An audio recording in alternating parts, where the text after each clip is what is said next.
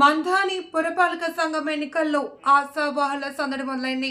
11వ ward నుండి BRS party తరపున senior నాయకులు పుప్పాల తిరుపతి పోటీలో ఉన్నట్లు దాదాపుగా ఆయనకే పార్టీ టికెట్ ఖాయమవుతుంది అని బీఆర్ఎస్ నాయకులలో జోరుగా చర్చ సాగుతుంది.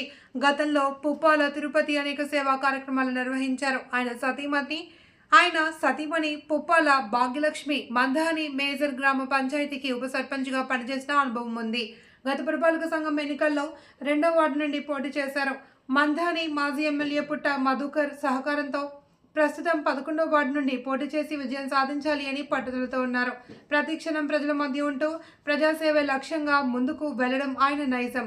చిన్న పెద్ద తేడా లేకుండా అందరినీ కలుపుకొని ముందుకు వెళ్లడం ఆయన స్వభావం. గణపతి నవరాత్రి ఉత్సవాల్లో భాగంగా పట్టణంలో దాదాపుగా ప్రతి గణేష్ మండపంలో పుప్పాల తిరుపతి అల్పాహారం పంపిణీ చేశారు. దేవి నవరాత్రి ఉత్సవాల్లో, గణేష్ ఉత్సవాల్లో భక్తులకు సేవ చేయడం ద్వారా వారు ప్రత్యేక అభిమానాన్ని చూరగొన్నారు. 11వ వార్డులో స్థానికంగా అందుబాటులో ఉండడం ఆయనకు కలిసొచ్చే అంశం. వార్డులో స్థానికుడు కావడం ఆయన గెలుపుకు నాంది.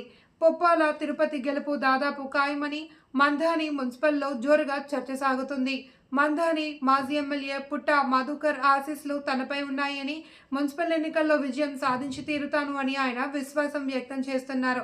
గెలిచిన తర్వాత ప్రజాసేవకుడు వలె పనిచేస్తానని, అవకాశం కల్పించాలి అని అందరికంటే ముందే ఆయన ప్రచారాన్ని ముమ్మరం చేశారు. ఈ సందర్భంగా ఆయన మాట్లాడుతూ, నా పేరు పుప్పాల తిరుపతి, 11వ వార్డు నుంచి నేను పోటీ చేస్తున్నా.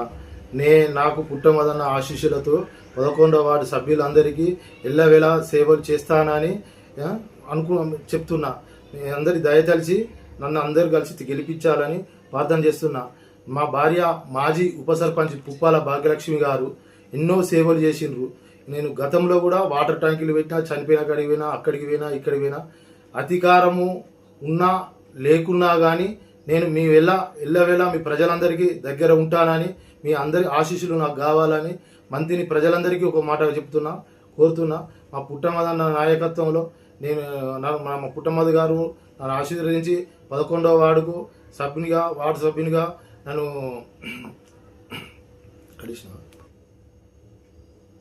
మీ సేవ చేసేందుకు నేను ముందుకు వస్తున్నా.